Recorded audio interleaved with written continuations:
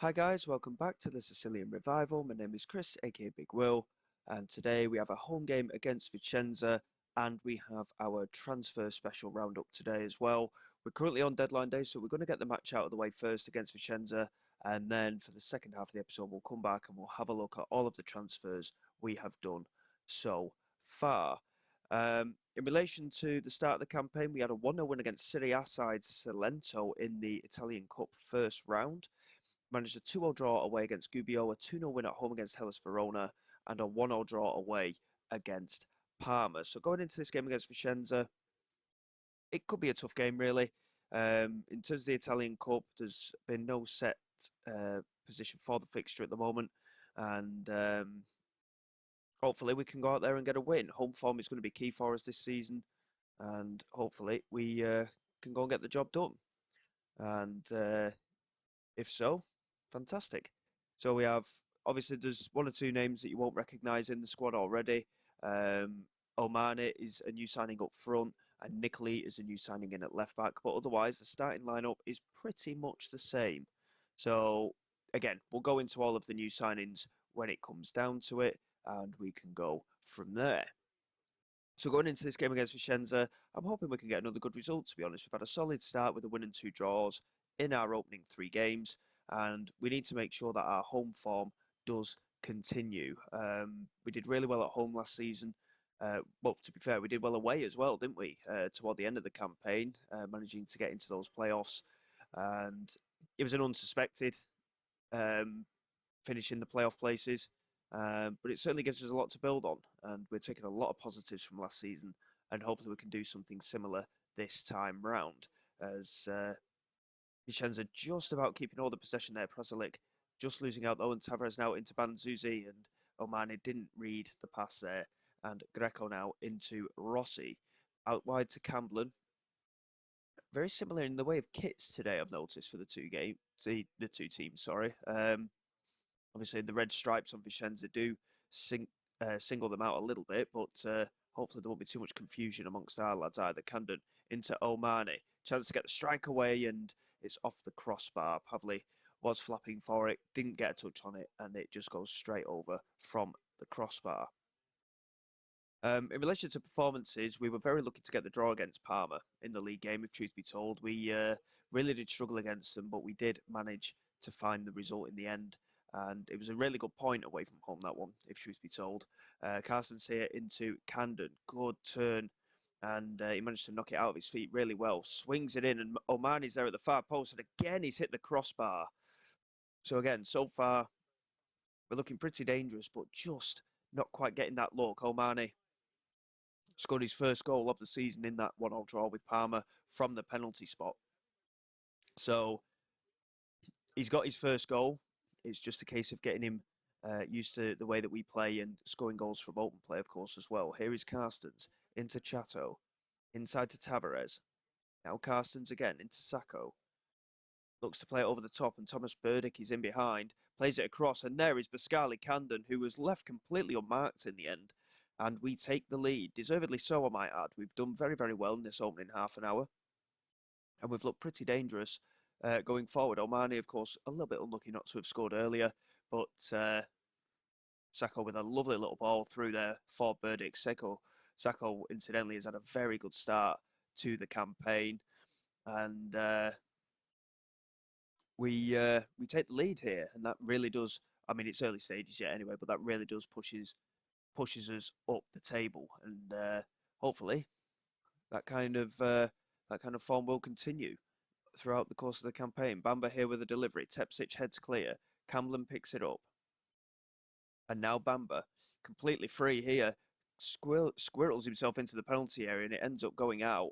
And I think Brazil actually made the save. I thought it just went wide, but in the end, it is a corner. And Bamba looking to swing it in. He's kept it very low, and the Vicenza player, sorry, couldn't quite get it on target. So, from our point of view, so far so good. We're creating opportunities. It's just a case of maintaining that pressure at the moment. Tepsic here, right at the end of the first half. We could get a second goal here right before half time. That would be brilliant, to be honest.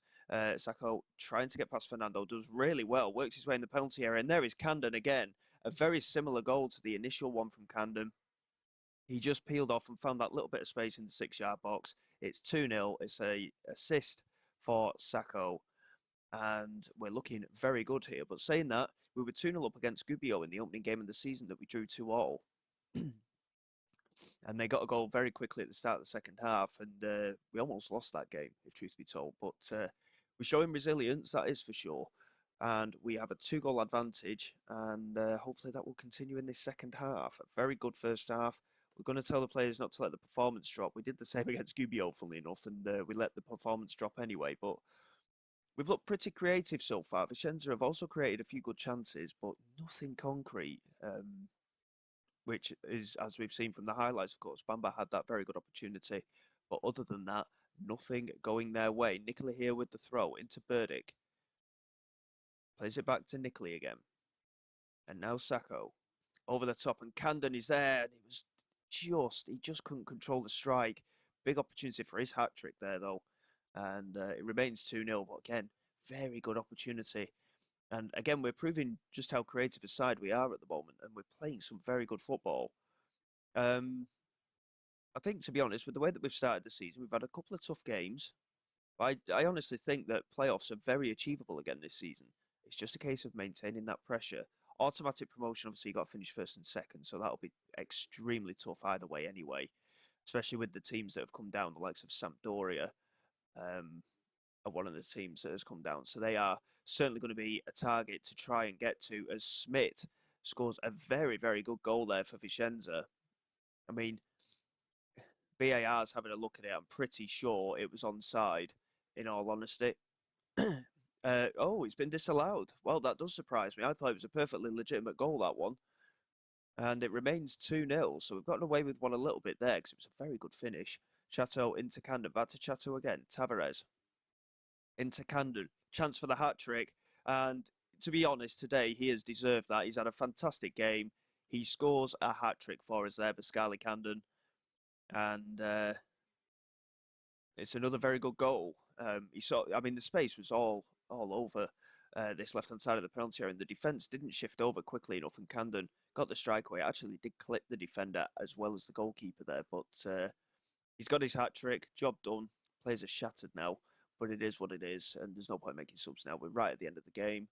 And a good, strong 3-0 home win against Vicenza. So we're not looking too bad. We just started to get a few more fans in the ground as well, which, again, that will all help matters. We are still trying to make a sale as well at the moment, but we're trying to just gradually build our funds up, but at the moment it is proving quite difficult, and we have had to bring in some new players anyway.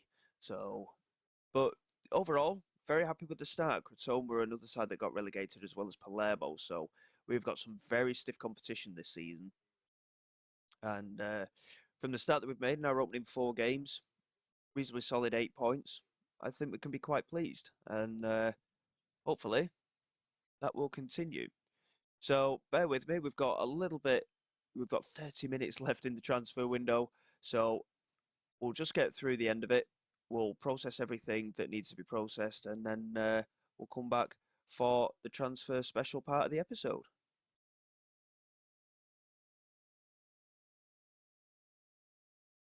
Okay then guys, here we go. It's the transfer special part of the episode, and it has been a lot busier than I expected. We've ended up being able to make some sales. There's a few players that we're still looking at, but if anything happens, it'll be January now. Valerio Crespi, we did try and sell, but at the last hurdle, they couldn't get the deal over the line, and it's a bit of a shame really, because he isn't really going to take much game time from our point of view. We're really spending a lot over wage budget, but I think overall we've had a very good window, and it's something that we'll have to be a little bit careful of, but we have generated a good amount of money for the club. In terms of sales, we've managed to make £1.2 million. Shalanda Kabongo, as we knew at the end of last season, he agreed a free transfer to Cercle Bruges. Marcus Kamech, he did show some decent signs of progression while he was with us, but we received a bid of £475,000 for him from Reggiana. And to be quite honest, considering he wasn't a first team regular for us, I think we did all right, if truth be told. He didn't actually start a single game. He made 18 substitute appearances, 1 goal and 1 assist, and he was a free transfer, so we made a good amount of profit on him. Robin Friedrich, we sold to Süterol. It was a reasonably cheap deal, that one, £75,000 we managed to get in for him. And again, very much a bit part player, so we did well to gain any financial stake from him. Carl Jakobine, I didn't really want to sell, but he wanted um, a little bit more first team football. We couldn't give it to him. And now he's actually gone to be a proper backup goalkeeper at Marseille. And we got £675,000 for a keeper that we had for 1 year, and we signed him on a free transfer. So again, it made sense, unfortunately, to make that sale. And Umar Diakite, uh, the slightly older centre back, 33 years of age now. He still had quality, but again, he wasn't really going to break into the side. So we sold him for £10,000, and again, it was a little bit of money into the bank. And off the wages, he went to Juve Stabia, respectively. Now, in terms of incomings, we have really focused on obscure players, it would appear. A number of these players were amateurs at different clubs. So we brought them in, and some of them have already hit the ground reasonably well, and they've played a couple of games, and they seem to have settled in pretty well. Flavio Nicoli has played a couple of games. He can play at left back. He's actually right-footed, but he can also play in that holding midfield role as well, I believe. Yes, he can. So, bit of versatility there. Again, free transfer, very small amount of money in the way of wages as well, which is good. And I think we've done well to bring him in, to be honest. He's already played a couple of games for us this season. Seems to be just settling in to the side a little bit. Christopher Mallard was another one. Not too sure how he's going to fit in. He's more of a winger, but he can play in that attacking midfield role. Again, very small amount of money in the way of wages. Decent ability overall, good determined character, really good physical attributes though, and he's 6'2", so again, could be a danger from those set pieces as a bit of a substitute for us. Ngangria Okanzi, wasn't sure what to expect from him. Again, a free transfer from an amateur club, but I'm really happy with the way he's settled in. He's already scored his first goal for the club from that holding midfield. Very determined character. Physicals aren't the best, but he's got a lot of stamina, can do a lot of running, really good teamwork, good passing ability as well, with really good technique and a great first touch as well. So um, he could be probably arguably one of the signings of the season if things go well for him. He's a Congolese international as well. So depending on how things work in relation to the African Cup of Nations, he may end up leaving us for a period of time in January. James Jacobson, young centre back. Again, not too sure what to think of him, but I mean, at the end of the day, we signed him on a free transfer and he's got excellent value, nearly £1 million. And again, very small amount of money in terms of wages as well. Decent physical attributes, technical attributes, not the best, but again, as he gets through some game time, he will improve.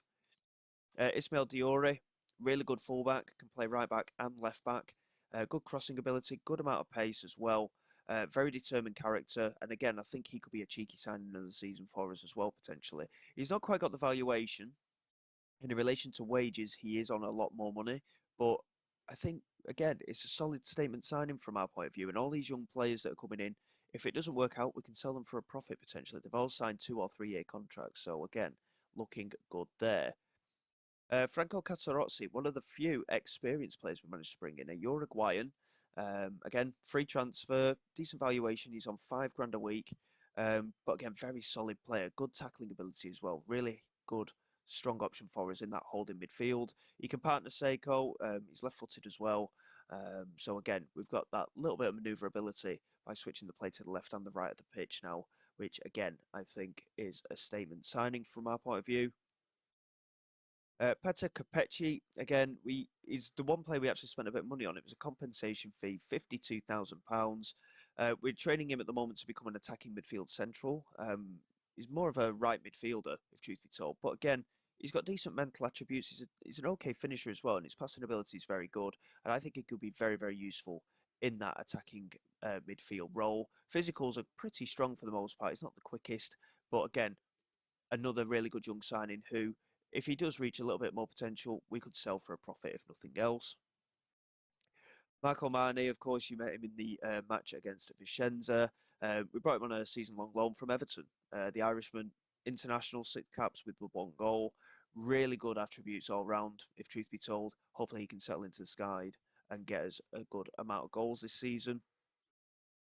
Obviously, we sold Carl Jakob Hein, so we needed a third choice goalkeeper. So Melker Elbow came in. He's an emergency backup. He was quite happy to do that. He's on £2 grand a week, though. I didn't really want to pay that much out in relation to wages on someone like that.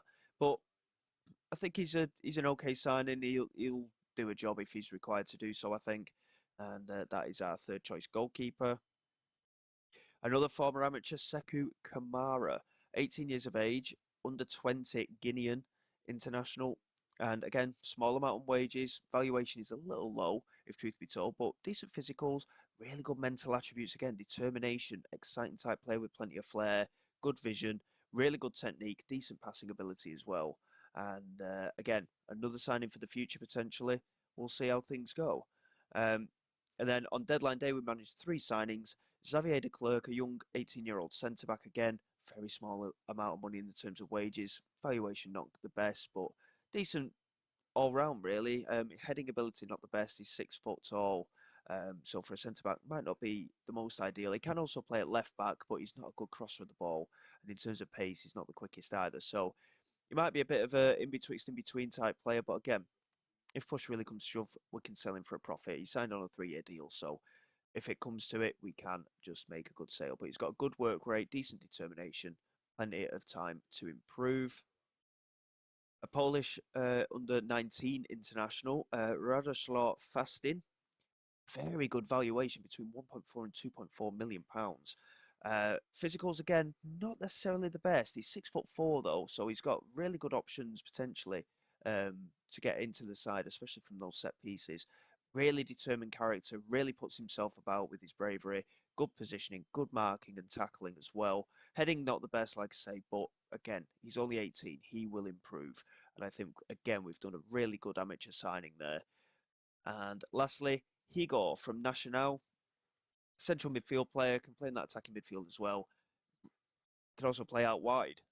Really, really quick. Good amount of pace, good dribbler, can cross the ball relatively easily as well. Really good first touch and passing ability. And again, I think we've again stumbled upon a very good young player.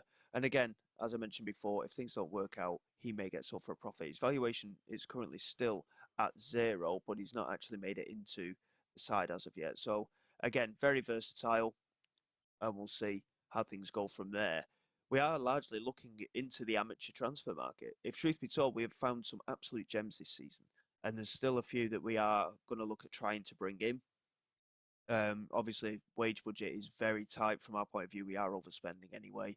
But if we can get these young players in, free transfers, low amount of money in terms of wages as well, I think we'll be onto something, if truth be told. And it's just a case of settling them into a rhythm of full-time football, and then hopefully they will improve from there. So in terms of the squad, we've actually got quite a big squad now. Yes, stacked with youngsters, and we do need that experience in there in the likes of Carstens and Tepsic at centre back. These young defenders that we've got in, very versatile, right back, left back, centre back. They can all play their part, and hopefully they will do. Even if it's just when the suspensions or slight injuries, the rotational option that we have will help. Um, the other big news, of course, we had some big names out of contract at the end of this season. Brazil signed a new deal to get rid of his release clause. Massive signing there. Carstens, new 3 or 4 year deal. Same for Tepsic as well. Grimeland is yet to sign a new deal. He's under a promise still. If we receive a bid of £2 million, he can be sold. But he will not sign a new contract as of yet. And he is the one that I really want to sign a new contract. He's been with us since the first season. I really like having him here. I hope he drops it eventually and we can get him to sign a new long-term deal. Tavares and Seiko both signing new contracts as well. Camden, I think, signed a new contract. Yep, Camden signed a new contract as well. So we're settling our foundations now. We were on the verge of selling Crespi. It didn't go through, unfortunately. And Van der Plas is out of contract at the end of the season. I'm not sure if we're going to keep him or not at the moment. He hasn't really settled into the club as much as I'd want him to. And Schaub as well. He's out of contract at the end of the season. He's on £6 grand a week. And he's a bit part player, so he will probably end up leaving. So overall, it's been a very successful transfer window. Yes, we are overspending, but I felt that it was required. And even if we just get rid of Schaub, that would balance the books pretty much anyway. So we're in a good position. From a financial perspective, we're still in debt, but we're in a much better position than we were. Um, and that is the only debt we have. There's no transfer debt, of course. So we're building the foundations here. In terms of going forward, we've got quite a few tough games coming up. I don't want to make it quite as regular this season for coming back for episodes. Obviously, I don't want you guys getting completely bored of it. But we have got some big games. Normally, it's miss 4 games, come back, and we will stick to it once or twice, if nothing else. Massive game against Palermo. That is a rival in Sicily. So we'll come back for Palermo and Brescia. That's 2 big games there. So we'll come back for those 2, and then we'll probably skip straight the way through to some point in December. We've got a tough game against Empoli, who are in Serie A in the Cup as well. So again, we want to try and push it through a little bit, and we'll see how we get on from there. So until next time, guys, thank you very much for your support. Please like, subscribe to the channel. It is all greatly appreciated. I will see you all next time. This is Big Will, signing away.